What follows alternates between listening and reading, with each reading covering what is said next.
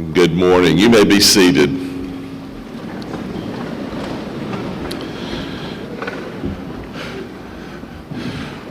Welcome to Convocation. It is exciting to begin a new academic year. New beginnings are always appreciated, and academic years have beginnings and endings, and it's filled with hopes and promise and all kinds of exciting things, looking forward to all that this year holds. And so I am grateful this morning to stand in front of you and welcome you to our convocation. I want to welcome our faculty, our senior class. We have a special bond because this year's senior class and I began our Carson-Newman journey together. And so they will graduate this year and move into the next season of life, and my studies will continue beyond. But welcome this morning and congratulations on making it to your senior year. We are grateful to have Bob Gay, a trustee, with us today, our executive leadership team. I'm always grateful when our First Lady, Sandra Fowler, can join us, and this is a good day. I want to say to our students, freshmen especially, welcome and congratulations. We are so excited that you are beginning your higher education journey here. I do want to say just a few things. Convocation is not a chapel, so this is an academic event, and in much the same way that a commencement is an academic event. Today, as I speak, it will not be a sermon, but an address, an academic address. It's the nature of this event, and in it, most years it runs a little long, and I don't want you students or faculty to fret. Students, your faculty members, odds are they're sitting here and they won't leave until the end of the program, and so if it runs till 10:30 or so, don't fret. It'll be just fine. I am grateful today as I got out, left my home and went out to come to the office this morning. I noticed all of our hydrangeas that were planted around our carport, and it just encouraged my heart. Those hydrangeas will bring a smile to your face, and it just gives you a sense of hope and beauty, and I am grateful to be here. I'm excited, and it is a joy to get up and come to this place each day and know that I'm coming to a place as distinctive and that whose work is as meaningful and significant as Carson-Newman. It makes me proud to say we are Carson-Newman, and I am grateful for each of you and for our time together this morning. We're going to be led on the program this morning. We've already, with Ashby Goldstein leading our brass ensemble, will be led this morning by Mark Hasung. Our international students and faculty will be reading scripture. Our provost, Jeremy Buckner, will be leading us in introductions of new faculty and for a special award presentation. Our SGA president, Derek Driscoll, will be bringing a charge to students, and then Amanda Ford will be offering our benediction. This will be a special time of worship, and if you would allow me to pray, and then we will continue with the program. Gracious Father, thank you for the gift of this day. Thank you for Carson-Newman University. It is this university that brings each of us together.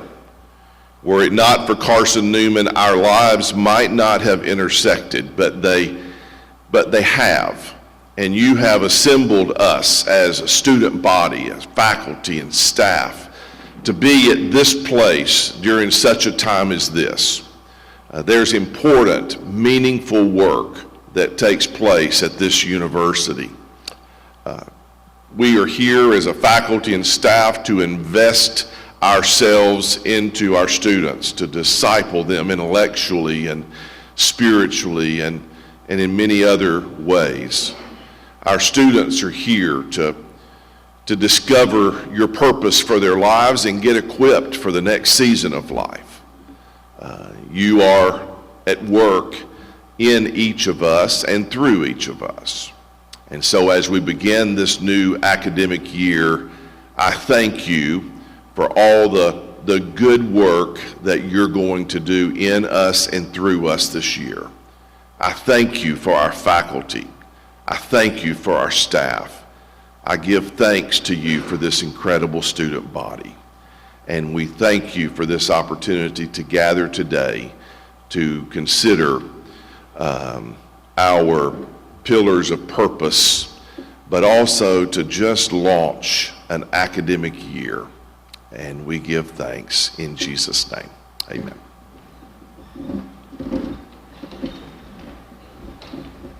You'll find words to the University Hymn on the back of your program if you have a hard copy, or as part of your program if you're looking at the online program through your cell phone or tablet.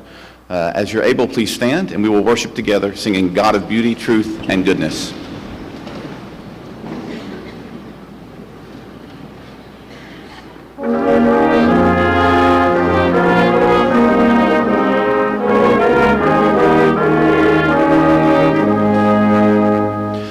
God of beauty, truth, and goodness, Lord of wisdom yet unknown, grant us strength to match the vision as we come before your throne.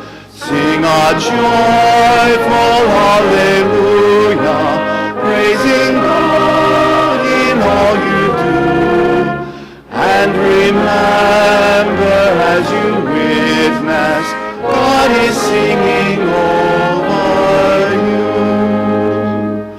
Stand for truth and cry for justice, share with those who don't belong, and remember as you serve them, sing those who have no song. Sing a joyful hallelujah, praising God in all you do, and remember as you witness, God is singing over you.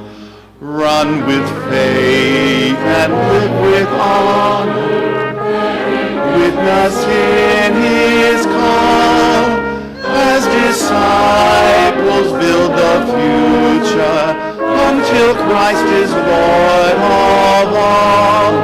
Sing a joyful hallelujah, praising God in all you do, and remember as you witness, God is singing over you.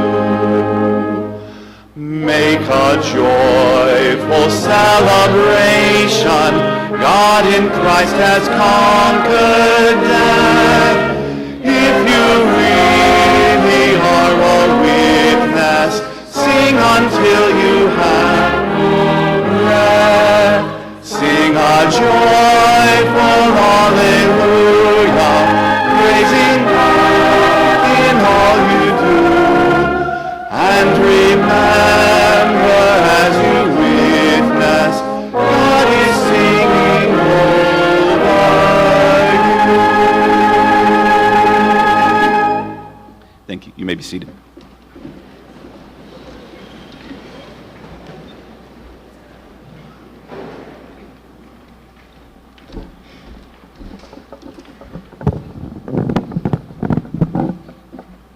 My name is Maka Chiramba. I am from Zimbabwe and I'm going to be reading in Shona. Jehovah ngakupindure paunotambudzika. Zita raMwari waJakobo ngarikudzivirire. Ngakutumire rubatsiro runobva panzvimbo tsvene uye akupe rutsigiro runobva kuZioni.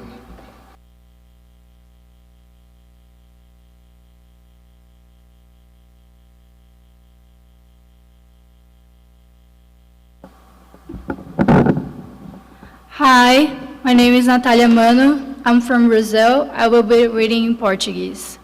Que o Senhor te responda no tempo da angústia. O nome do Deus de Jacó te proteja. Do santuário te envie auxílio e de Sião te dê apoio.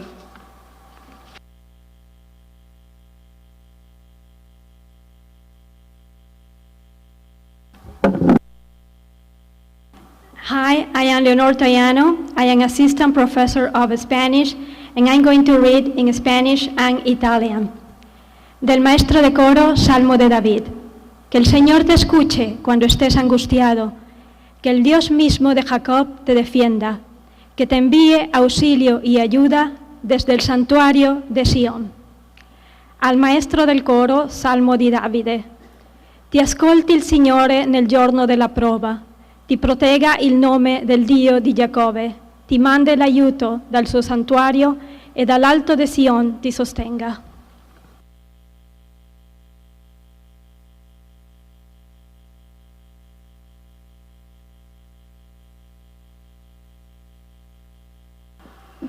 Good morning.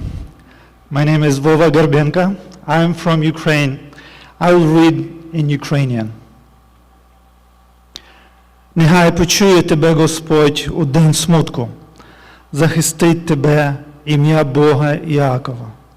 Нехай пошле тобі поміч зі світлини, і нехай допоможе тобі з Сіону.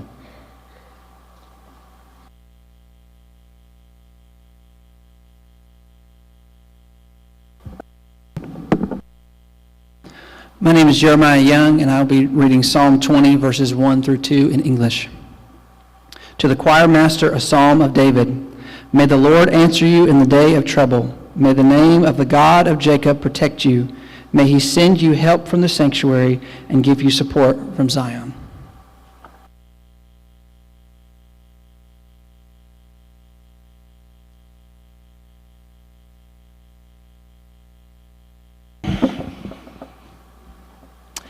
It's my pleasure to introduce new faculty that have joined Carson-Newman University, both in August of 2022, so this is their first couple of weeks.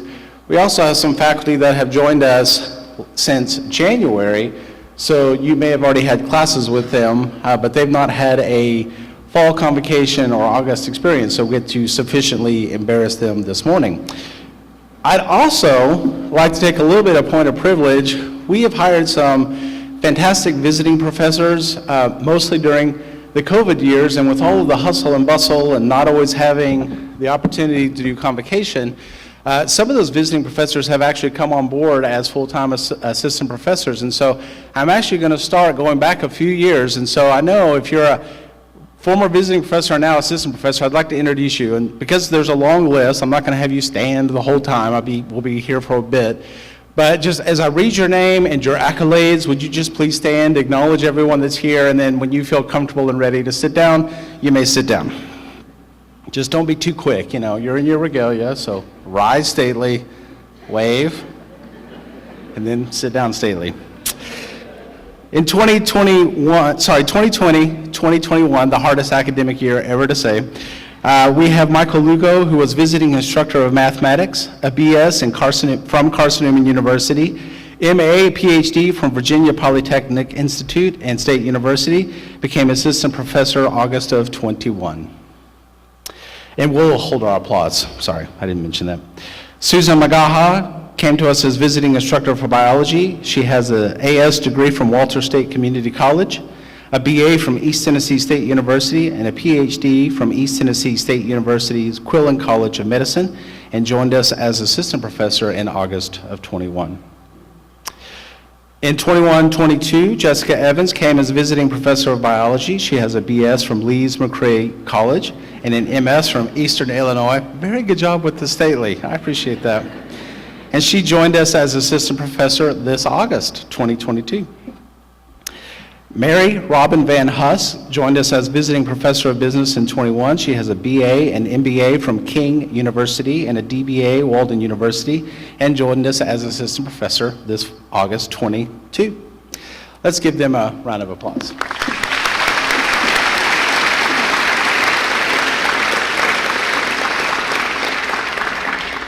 So those were the new but not new, and I have a few more new but not new. So these are folks who joined us in January of 22. So I'll read that set and then we'll applaud. Byron Booker, Assistant Professor of Education, holds a BA from the University of Tennessee, Knoxville, MAT from Carson-Newman University, and an EDS from the University of Tennessee, and a PhD from University of Tennessee. Amanda Clabo, Assistant Professor of Nursing, holds the ASN from Walter State Community College, the BSN from East Tennessee State University, and an MSN from Carson-Newman University. Amy Caroline Doherty, Assistant Professor of Nursing, BSN and MSN, Carson-Newman University. Jennifer Morlejo, Assistant Professor of Counseling, holds a BA from Florida International University, the MS from the Nova Southeastern University, and PhD from University of Tennessee, Knoxville. Ashley Poland, Assistant Professor of Nursing, holds a BS from Trevecca Nazarene University, MSN from Vanderbilt, DNP from Indiana Wesleyan University. Leonora Tayano, Assistant Professor of Spanish, holds a BA from the University of Calabria, thank you, MA University of Rome, MA Pontifical University of Salamanca, PhD University of Tromsø, and a PhD University of Notre Dame. You've been busy. Let's give them a round of applause.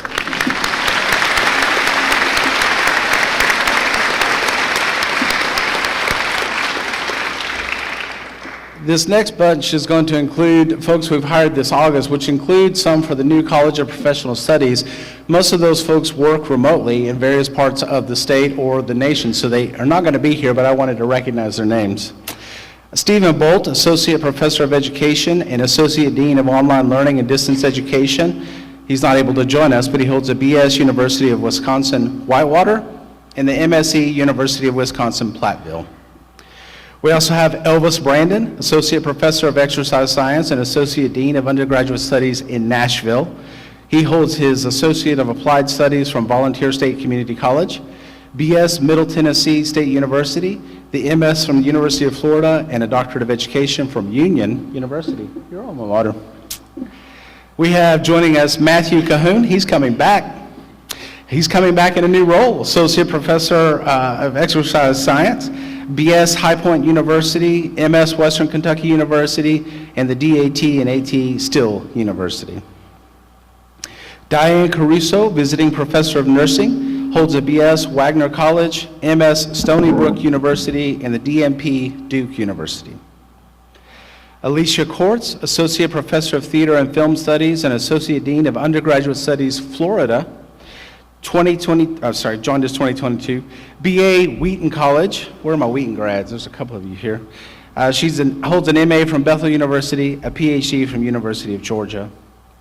Rachel Datemeyer, Assistant Professor of Art Photography, holds a BA from Ashford University and MA from Iowa State University. Oh, here's a familiar name, Nicole Druitz Crockett. She's coming back to us as Associate Professor of English and the Associate Dean for Undergraduate Studies at Knoxville. And she's the Director of New Initiatives for the Appalachian Cultural Center. She holds a BA from Carson-Newman University, MA and PhD from the University of Tennessee, Knoxville. Sherry Huffman Flynn, Visiting Professor of Business, holds the MAC and Doctorate of Jurisprudence from the University of Tennessee, Knoxville, Management Credentials, DeVry University, and the DBA from Capella University. Ashby Goldstein, who was just leading us earlier, Assistant Professor of Music and Director of Bands. He holds a BM from Florida State University, MM from Southern Oregon University, and the PhD, all but defended still? Is that almost, he's almost done, from The Ohio State University. You've just met recently Vladimir Volva-Gorbenko, Visiting Professor, you're going to give me a challenge here. Visiting Professor of New Testament and Associate Director of Campus Ministries. He holds a BA from Zaporizhia, National Technical University, the MDiv from Tyndale Theological Seminary, the THM from Gordon Conwell Theological Seminary, and a PhD from the National Pedagogical Dramogonov University. Amy Hartsock, Assistant Professor of Library Science, holds a BA from Carson-Newman University, the MS from University of Tennessee, Knoxville. Sheila Hartsock, Assistant Professor of Communication, holds a BA Carson-Newman University and MA from Regent University. Elizabeth Sunshine Kamara, Assistant Professor of Biblical Studies, holds the BA from Brandeis University, the MTS and PhD from University of Notre Dame. Todd Roop, Assistant Professor of Communication, holds the AS from Walter State Community College, BS from Carson-Newman University, and the MS from Southern New Hampshire University. Jian Feng, Eric Yao, Assistant Professor of Economics, holds the BS from Nantong University, China, the MA from Central Michigan University, and a PhD from the University of North Carolina, Chapel Hill. And finally, Major Frances Young, Chair and Professor of Military Science, holds a BSN, she's a nurse y'all, from Carson-Newman University, an MNA from Liberty University, an RNCOB certification, and a doctoral candidate for strategic leadership at Liberty University. Let's welcome these new faculty.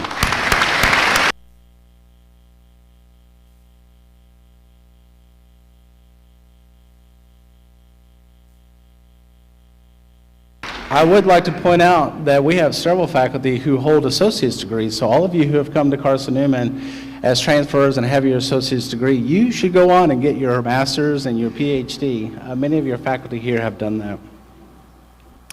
As if you haven't heard me speak long enough, I have just a few more minutes. Turning our attention now to Teaching Excellence in the Leadership Award. Each year during the fall convocation, we recognize a non-tenured faculty member who, early in their career, demonstrates exceptionally creative and effective instruction, and who make noteworthy contributions to the academic programs of their respective departments. The finalists are nominated by their peers in recognition of the significant contribution, positivity, and collegiality that these nominees engender in their short time at Carson-Newman. Remembering that exhortation that whatever you do in word or deed, do all in the name of the Lord Jesus, giving thanks through him to God the Father.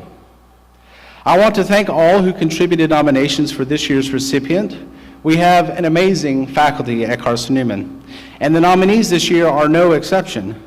Each is deserving, but in the immortal words of the 90s epic Highlander, there can be only one. I'd also like to take a brief moment to recognize former recipients. So will all the former recipients of the Teaching Excellence and Leadership Award who are in attendance today, please stand and let us recognize you.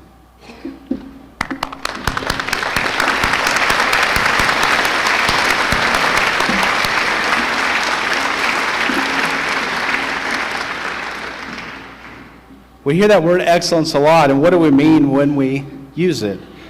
We're really addressing a characteristic of quality, right?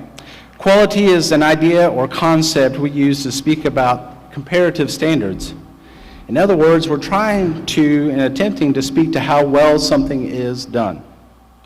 When we speak of Christian excellence, the scripture I read from Colossians earlier exhorts us that in whatever we do all in the name of Lord Jesus, giving thanks to God the Father. Additionally, the Apostle Paul exhorts us to work heartily for the Lord and not for people. This is a commitment to a quality of work that may go unnoticed by almost every other person, but it's in service to one. This year's nominees demonstrate this degree of Christian excellence, and they continue to push the standard at Carson-Newman higher and higher. Of this year's recipient, one nominator writes, Dr. X has consistently high teaching evaluations and is often named as a student's favorite professor. While course rigor and expectations are high, Dr. X scaffolds the learning for student success in each course. She or he encourages students to meet with them often for assistance with course material. In course evaluations, students often cite how relatable course materials are to their own lives, as well as experience appreciation of the many discussions and activities. For example, one student writes, "I loved this class even though I struggled on tests. I loved the lectures and class discussions, and she helped me figure out what I was doing on the test that hurt me and helped me figure out how to do better." Having joined our faculty full-time after service as a year as an adjunct professor, our nominee has adapted courses to improve student outcomes. In infancy and early childhood, she added observation experiences in the Child Development Laboratory for real-world application of developmentally appropriate practice. In another course, have you figured it out yet? Dr. Connor focused on diversity in children and families. Through seminar discussions, students are challenged to think beyond their own experiences and apply theory to practice. One faculty colleague writes of Dr. Connor, "My first semester on campus was quite the busy one for Lisa. Not only was she preparing for maternity leave, but she was also in the process of helping transition the early childhood education degree emphasis into integrated early childhood education." Quote, "Dr. Connor has one of the largest advising loads within the department," writes Dean Whaley. Despite the number of advisees, Dr. Connor's advising is personable, intentional, and done with a focus on mentoring and encouragement.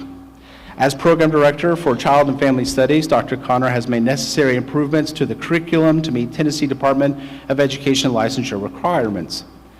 Dr. Connor has also liaised with our Education Department in their preparation for CAPE reaccreditation. An active researcher, Dr. Connor has given 14 refereed presentations, 8 of which since joining us in 2017. She has published 6 peer-reviewed articles with 2 more in review and 4 in preparation for submission. Dr. Connor serves on the Honors Council, chairing 5 honors thesis committees and served as faculty advisor for an honors thesis. And Dr. Connor serves as co-chair for the Cradle Move the Needle advising module, which seeks to improve advising at Carson-Newman. Dr. Connor embodies the Christian excellence we all want for our students at Carson-Newman. We want our students to experience this in the classroom and out of the classroom. She is a competent and engaged member of her profession, and she answers the call to teach with love. With love, that's a period. I wrote this, you think I'd know. She considers the needs of her students, meeting them where they are as Christ meets us, and she gives selflessly to ensure that each student she meets is moving towards their full potential. Please join me in celebrating our colleague and this year's recipient of the 2022 Teaching Excellence and Leadership Award. Dr. Lisa Connor, please come forward.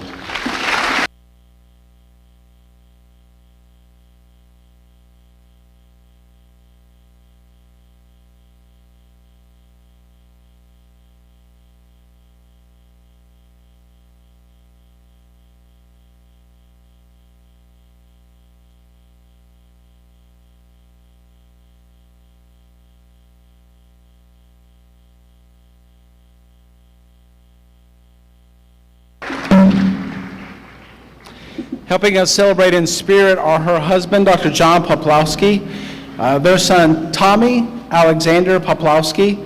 Tommy, who will be 9 months old this Thursday, and if you haven't seen this kid, he is adorable. Funny story, so during the prayer walk, I saw her. She was gone this spring for maternity leave, and in my mind, I thought she had Tommy this summer. He's ginormous. He's 9 months old. I was like, "You had him this summer?" She's like, "No, November." I was like, "That makes more sense." Also joining us in spirit are Tammy Hickle from the Child Development Lab. She's our lab director, and Maria Haynes, Child Development Lead Teacher. Helping us celebrate in person, did you find them, Lisa? Did you see them? Fellow faculty and staff members and students, Family Consumer Sciences, retired professor and FCS chair, Dr. Kitty Coffey, and it was Dr. Coffey who hired Lisa as an adjunct, and retired Child Development Lab Director, Nancy Ferris. Where are you guys at? Oh, I can't see you. Hey guys, good to see you. Thank you for your patience.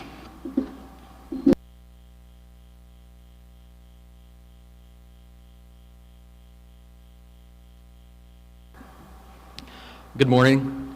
My name is Derek Driscoll, and it is an honor to serve as your student body president for this year.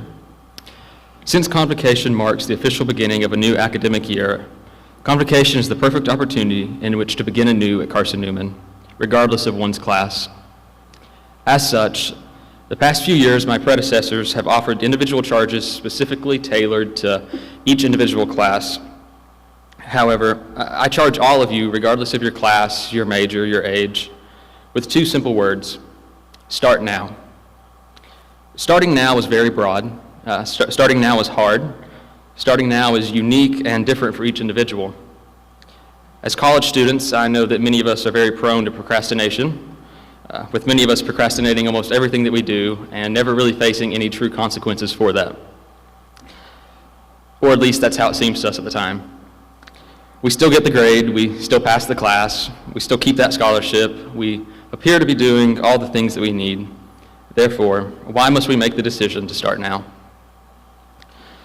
But starting now is not just about academics. Starting now is not me urging you to get your homework done 3 nights early for your professors. Starting now is a call to uphold the Carson-Newman tradition of creating worldwide leaders who possess a servant's heart. Starting now is a call for you to leave a legacy.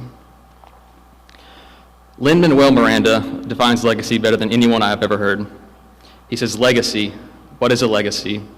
It's planting seeds in a garden that you never get to see. Here we see that legacy is not about oneself.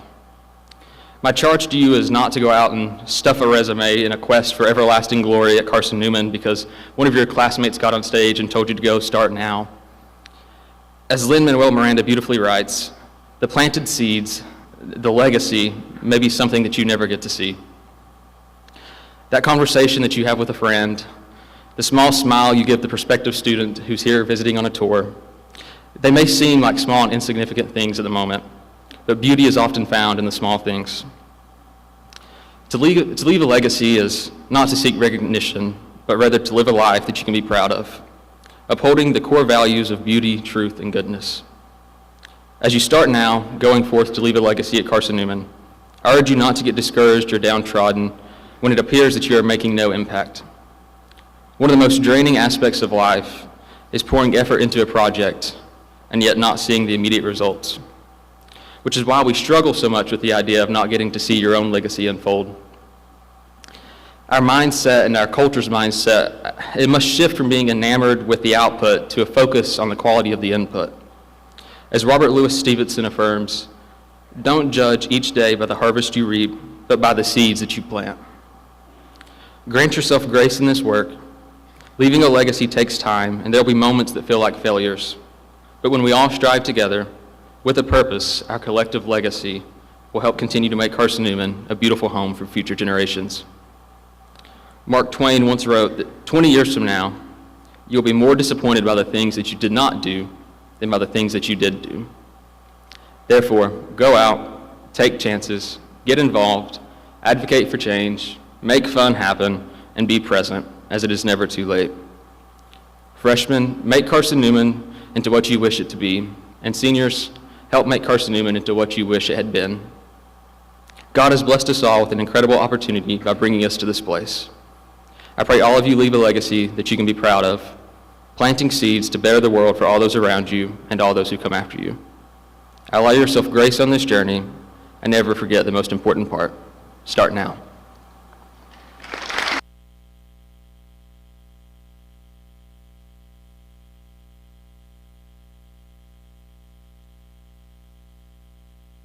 Thank you, Derek. That was a wonderful charge. Welcome to a new academic year. There is much for which I am grateful that comes with working in an academic institution. And one of those points of gratitude is the flow of an academic year. There's a beginning and an end. There are points of rest and celebration built into the process. And I'm grateful we're at the beginning. Some of you may remember that my inaugural address introduced the 5 pillars of purpose. It's hard to believe that was 3 years ago. My commitment to the trustees, faculty, staff, and student body was that my administration would honor and express these 5 pillars as priorities for the university, and that they would shape decision-making and navigational direction. And I try to keep them in front of us by focusing the Convocation address each year on one of the 5 pillars. The 5 pillars of purpose are missionally directed, confessionally defined, church-focused, innovatively driven, and culture impacting. Each pillar has a defining impact on developing our 5-year strategic plan, Acorns to Oaks. And they are a regular consideration in our planning and implementation cycles. They are indeed significant considerations when impactful decisions are made. This year's Convocation address is dedicated to our pursuit of being church-focused.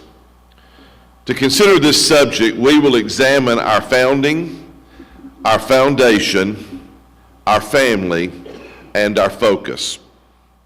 Before getting into those areas being offered for our consideration today, I want to follow a tradition that I began with my first Convocation address, and that is highlighting a few of our faculty and staff. And so the tradition continues this year. Toward this end, I learned that several faculty and staff have allegedly offered to write Bible studies that would be designed to demonstrate our commitment to being church-focused.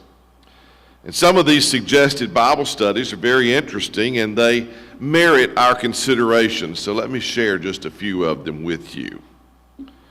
One of our new faculty, Robin Van Huss, has offered a Bible study entitled The Rapture, Alien Abductions and Space Travel.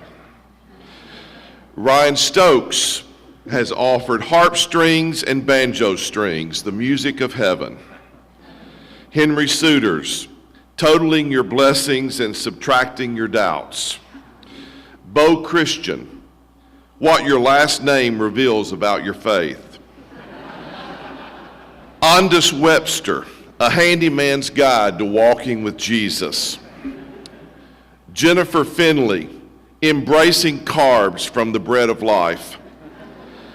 Doug Cochran, Lessons from the Long Arm of the Books of the Law. Kayla Williams, Encouragement and Healing for Those Who Have Been Trampled by Turtles. And Suzanne Strudwick, Getting Ahead in Your Walk with Jesus Without Drawing NCAA Violations. Now, allow me to be the first to express my heartfelt appreciation to each of you for offering these meaningful and thought-provoking ideas for Bible studies. And we're going to give due consideration to each. And should any merit publication, we'll let you know. And in other words, don't call us, we'll call you. And now let's turn our attention to the address. There's a clear thematic center to this address. It is that Carson-Newman, or any Christian university that desires to be convictionally and intentionally Christian, requires a vibrant relationship with the church.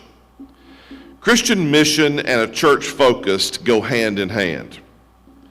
In the same way that a person cannot be virtuous without consistently displaying virtues, a university cannot be genuinely Christian apart from a vibrant, missional, life-giving relationship with the church. So let's begin by considering our founding.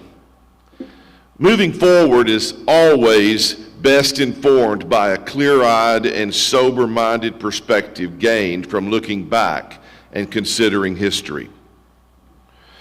James Burchell wrote an incredible work of scholarship entitled The Dying of the Light. He wrote, until the latter 19th century, it was conventional for colleges in the United States to be identified by association with the Christian church. Their founding, faculty, students, funding, piety, morality, and religious study were braided together into a cord that tethered college to the church. In his book, he traces the stories of 17 colleges and universities whose founding was at the initiative of churches and/or denominations. However, as their relationship with the churches and denominations grew increasingly distant, the commitment to an authentic pursuit of integrating a Christ-centered faith as central to their mission waned. Eventually, Their connectedness to the church was a chapter in their history, forming a backdrop to a largely secular philosophy of education that characterizes them today. As president of Carson-Newman, I am committed to ensuring that the stories of these 17 colleges and universities detailed in Burchell's book is not our story. Their departure from their founding is not aspirational for us. As a community of faith at Carson-Newman, it's wise for us to remember and even evaluate the present in light of our founding. That is an acknowledgement that this university is not ours. We are but stewards of a vision that was inaugurated in 1851 and continues until today. We must commit ourselves to remember our founding, advancing our mission, and remaining tethered to our rich heritage built by the faithful service and sacrifice of the many who have gone before us.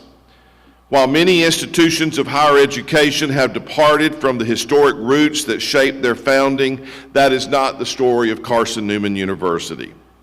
Our Carson-Newman website provides a summary of our founding, and allow me just to read directly from that statement. In the early 1840s, a number of Baptist leaders in East Tennessee desired to offer better prepared ministers to area congregations. The East Tennessee Baptist Educational Society, comprised of two groups with a common interest, applied in 1850 for a charter to establish an institution of higher learning.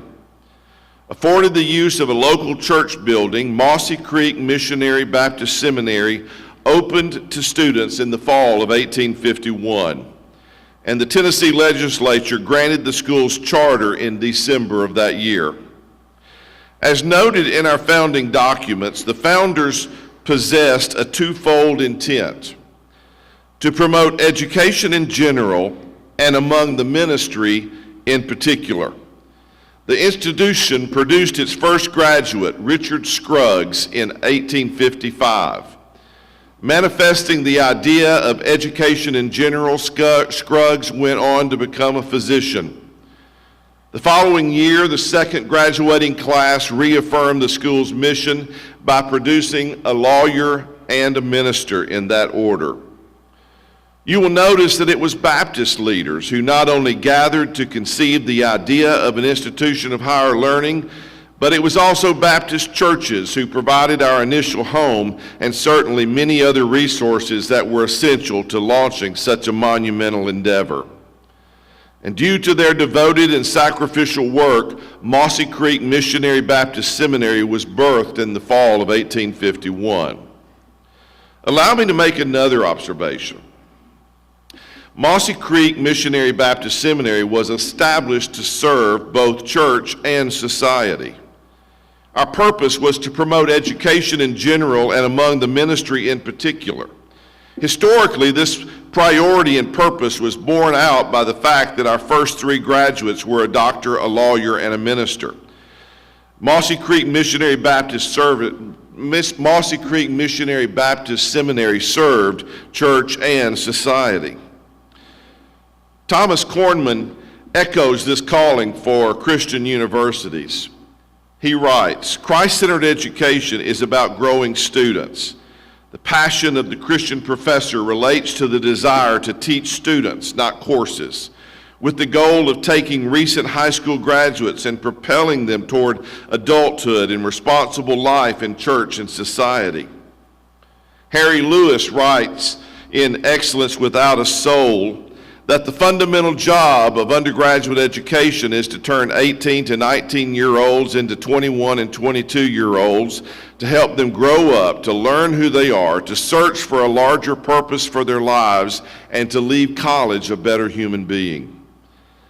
This overarching perspective on the purpose of Christian higher education can be traced through the Carson-Newman experience from our founding until today. It is a seamless thread of purpose that is clear, compelling, and consistently woven throughout our story. Remembering and celebrating our founding and our rich history are essential. They set foundational principles and established a trajectory for the institution to follow. And the importance of history and the act of honoring and remembering our past is part of our heritage of faith. We can all be thankful for the great heritage we can celebrate as Carson-Newman. And so now let's consider our foundation.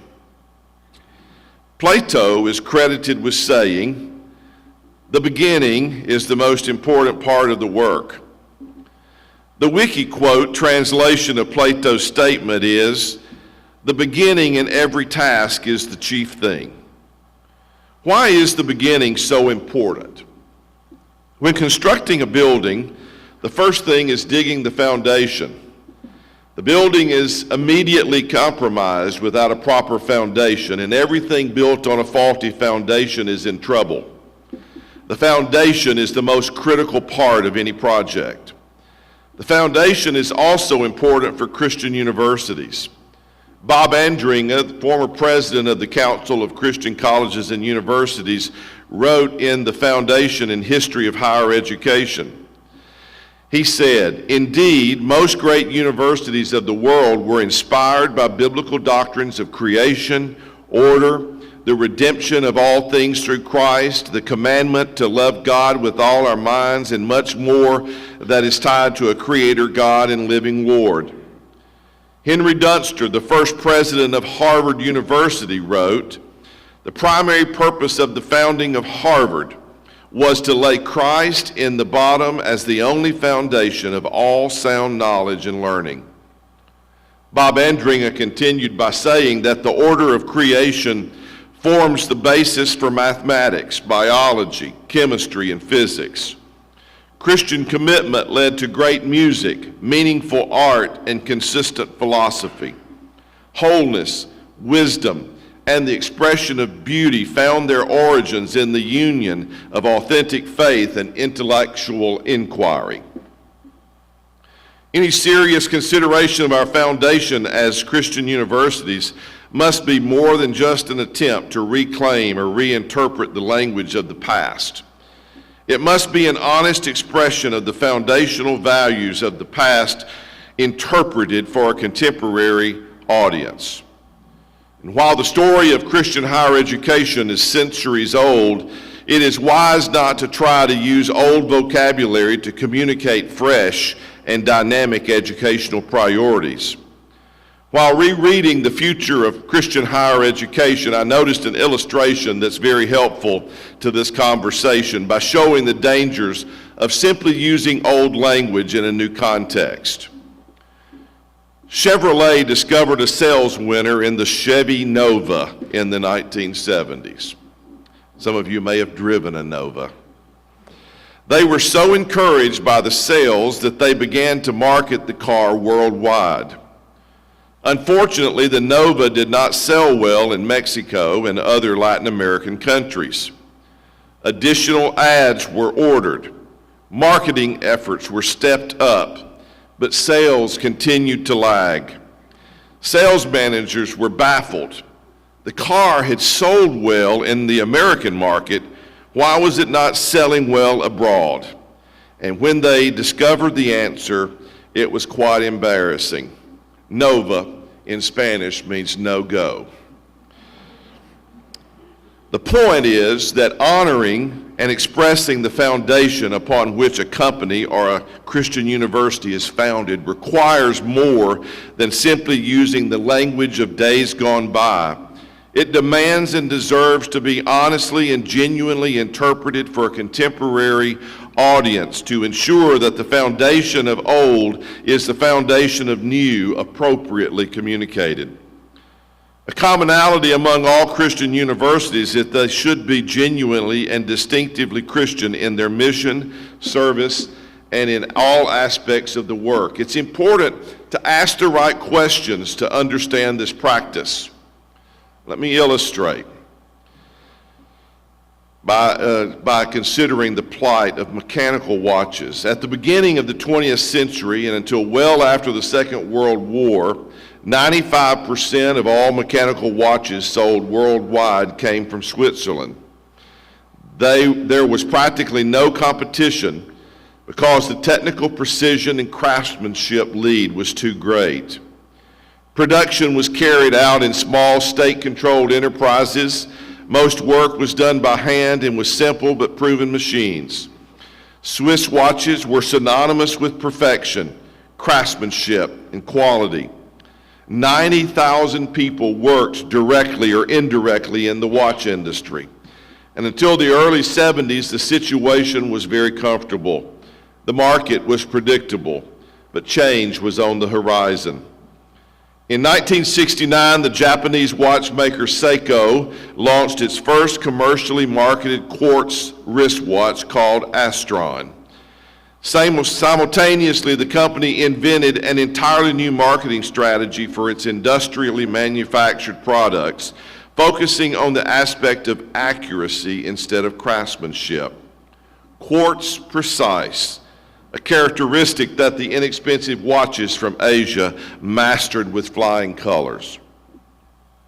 As we all know, the introduction of the quartz watch changed the watch industry worldwide. The economic crisis it caused in Switzerland was astronomical. It illustrates an important point. The watch industry in Switzerland did not ask the right question. They did not understand their industry. They narrowly defined their work as producing mechanical timepieces rather than providing devices that would help customers keep time reliably with excellence. The irony of this story is that the Swiss invented the technology that produced the quartz movement. They had the technology first, but decided there was no market for it due to the market monopoly they had built with mechanical timepieces. A short-sighted decision brought their industry to its knees. It helps illustrate the importance of asking the right questions and understanding their implications. And Christian colleges and universities are not immune to this danger. It's advantageous to periodically revisit our founding and our foundation to rightly assess our work in light of our beginning. Arthur Holmes, in his work, The Idea of a Christian College, provided much needed clarity on how Christian colleges pursue their Christ-centered mission authentically. He wrote, "The distinctive of a Christian college should be an education that cultivates the creative and active integration of faith and learning, of faith and culture. It must under no circumstance become a disjunction between piety and scholarship, faith and reason, religion and science. What we need is not Christians who are also scholars, but Christian scholars. Not Christianity alongside education, but Christian education." David Dockery has well stated that our primary purpose as Christian educators is not just the educating of business, nursing, art, music, humanities, or science majors, nor is it bound to certain methodologies for delivering information. Our purpose is both broader and more basic than that. To be faithfully Christian as a university does not mean that we will blur disciplinary boundaries. Not at all. It means that we will take our varying and at times seemingly conflicting approaches and traditions and seek to interpret and explain our subject matter under the lordship of the Creator God, the revealer of all truth. And if we can learn to integrate faith thoroughly with our various disciplines, drawing on the long Christian tradition to do so, we can restore coherence in the learning process.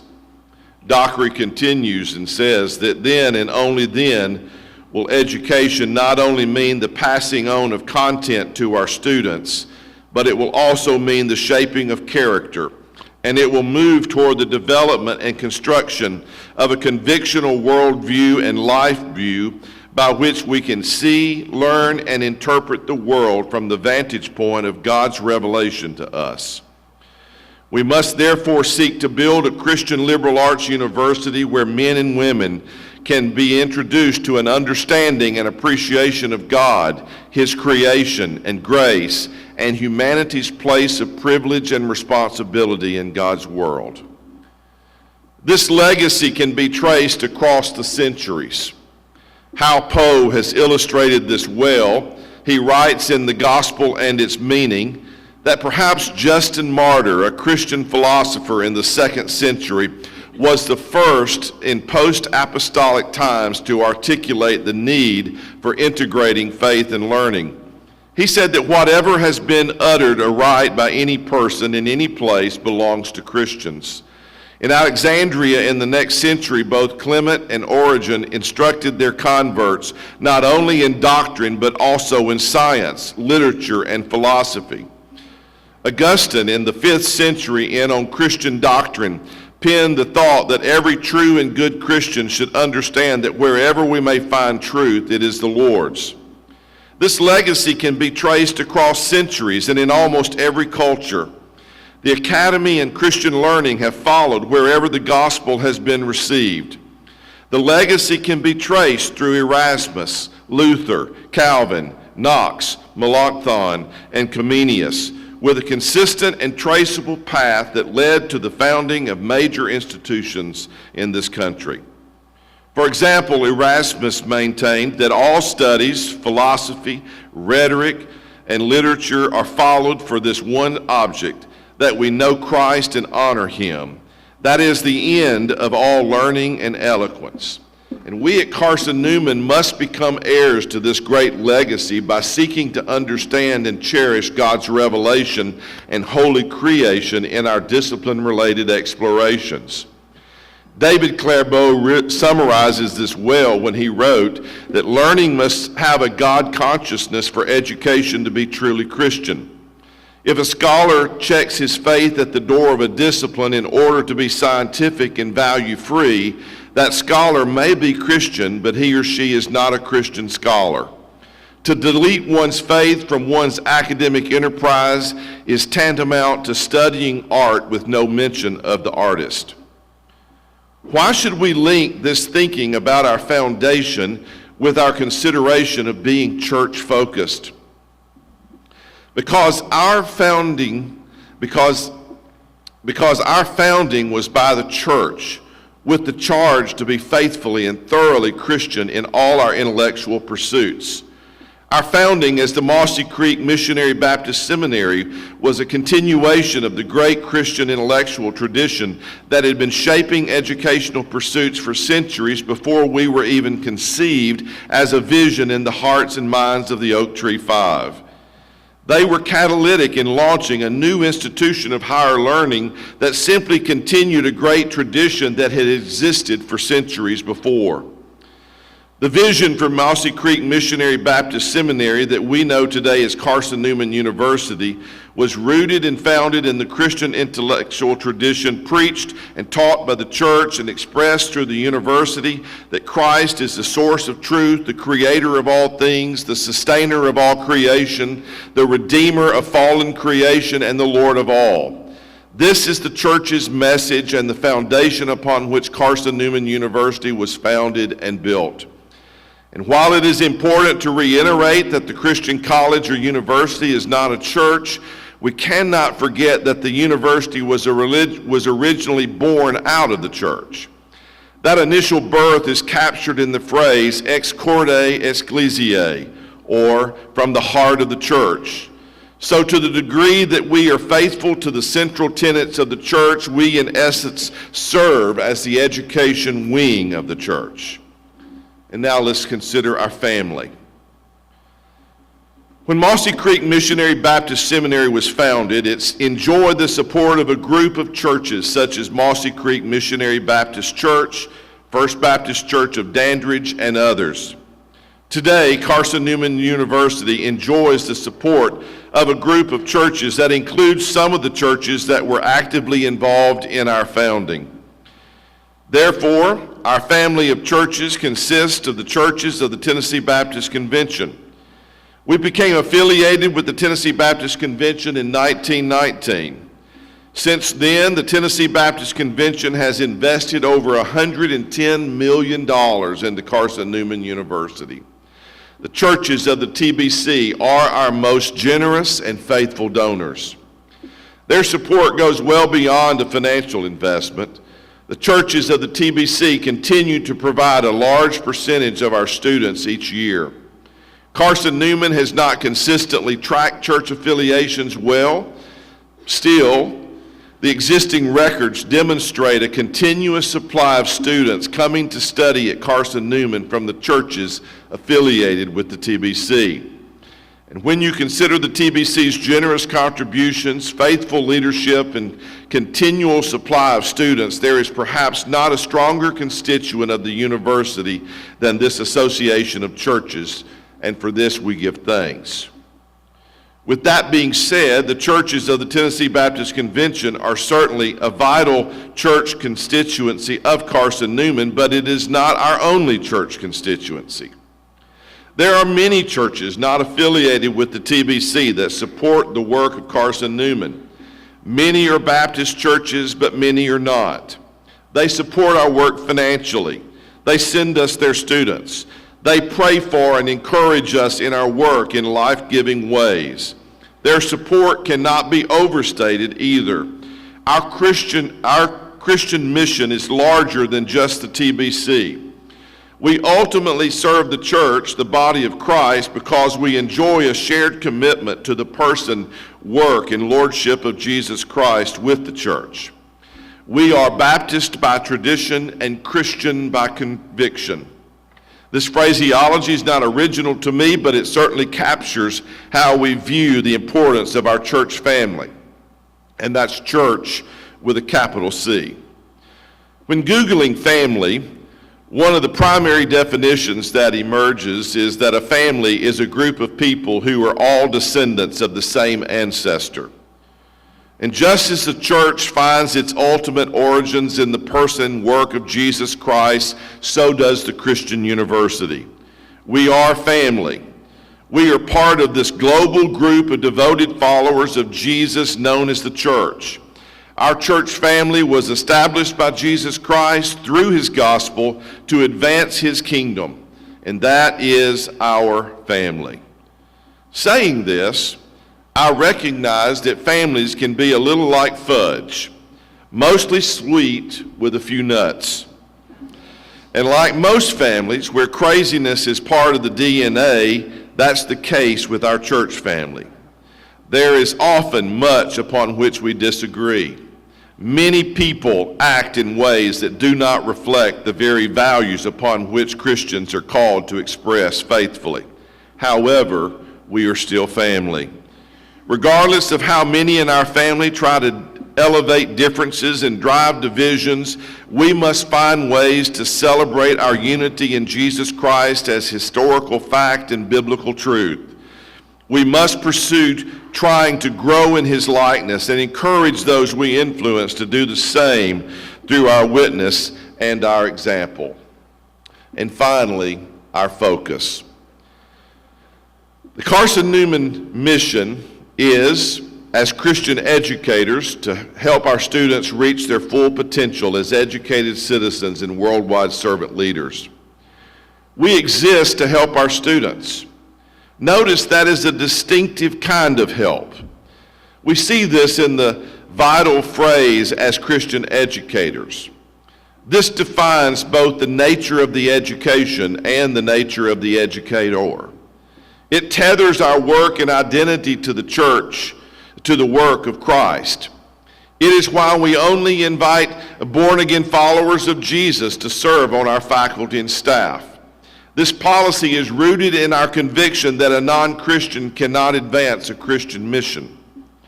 Our mission statement tells us who we are, what we do, how we do it, and what we produce. It's the reason that we exist as a Christian institution. Why is the third pillar of the 5 pillars of purpose calling us to a faithful church focus? It is undoubtedly because of our founding as a Christian institution in 1851. It is built upon our foundation that holds to the centrality of Christ as Lord and sustainer of creation and Redeemer of the world. It acknowledges that we are not in this alone because we are part of a family who shares a common faith rooted in Christ and united in service through life in his church.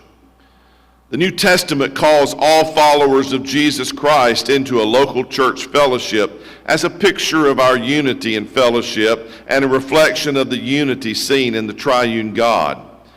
So the value and role of the church are essential to our identity. Our educational service is an extension of the work of the church.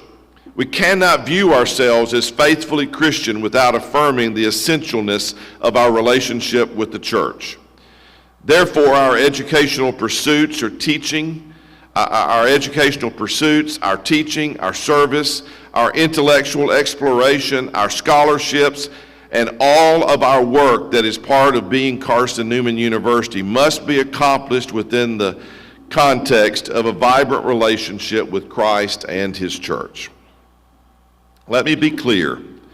The church does not run the university any more than the university governs the church. We have unique purposes. While we co-labor as church and university, we do not govern each other. We have a symbiotic relationship that communicates and showcases that we are mutually beneficial and essential. Just as the church continues to resource the university and has done so throughout our history, so the university continues to resource the church, not only through training ministers, but also through the general education of our members and through upholding the Christian intellectual tradition that holds high the gospel of Jesus Christ and equips God's people with a worldview that honors the scriptures and the great traditions of the church. We are unapologetically Christian and undeniably church-focused, and we must remain steadfast in these commitments and distinctive marks of identity. The commitments are rooted in our history from the first day of our founding, and they continue until today. Everyone who is part of the church may not be actively involved in Carson-Newman. Still, everyone professing the name of Christ who serves or studies at Carson-Newman should be actively involved in a local church. And I pray that we could all agree that this is needed and healthy. As a community of faith, the church has been our family since our founding in 1851. The Lord used the church to birth the vision for our university and then to take a significant step of faith to launch that vision and birth Mossy Creek Missionary Baptist Seminary. The foundation of the church is the person and work of Jesus Christ as recorded for us in Scripture. We know the church was birthed through the death, burial, and resurrection of Jesus Christ. That redeeming work of Christ has been the foundation of His church and has served as the theological and spiritual foundation and identity for Carson-Newman University. As a result, the relationship with the church is an essential part of the DNA of Carson-Newman. The Lord birthed us, sustains us, and continues to use us as an extension of the church. Therefore, the church deserves to receive our intentional focus as co-laborers in the gospel and partners in Christian education. Hopefully, as we work together at Carson-Newman, we can build something uniquely Carson-Newman and distinctively Christ-honoring. We work collaboratively to interpret a rich and substantive Christian heritage for a contemporary audience. We see tangible results in the lives of our students as they leave Carson-Newman equipped to be educated citizens and worldwide servant leaders. We give thanks for our church's role in the life of Carson-Newman University and for all the benefits the Lord has granted to us through His church over these last 170 years.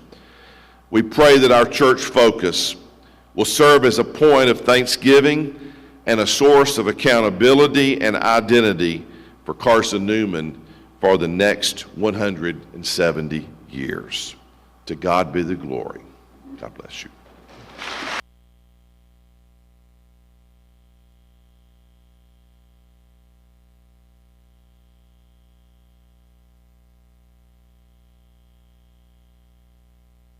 Thank you, Dr. Fowler. Please stand as you're able. We're going to sing the alma mater before we have the benediction.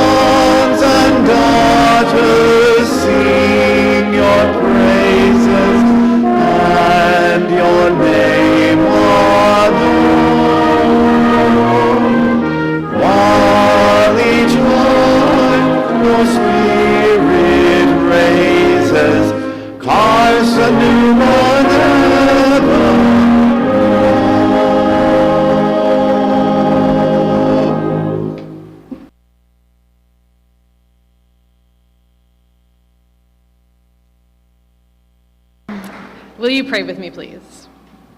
Lord, make me an instrument of your peace. Where there is hatred, let me sow love. Where there is injury, pardon. Where there is doubt, faith. Where there is despair, hope.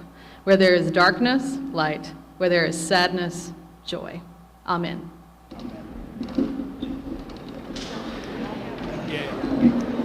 You're dismissed.